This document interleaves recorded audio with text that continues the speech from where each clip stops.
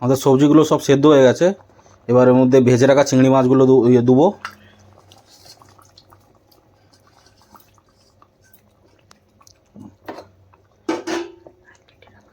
আর বেটে রাখা জিরে আর সরষে।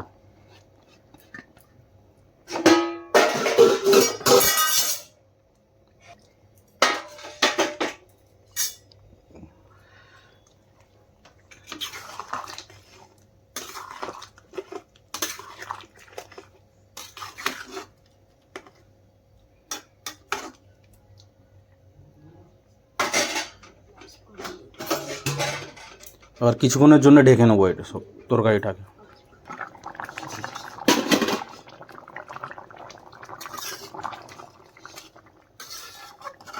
আমাদের তরকারিটা রান্নাটা পুরো কমপ্লিট হয়ে গেছে।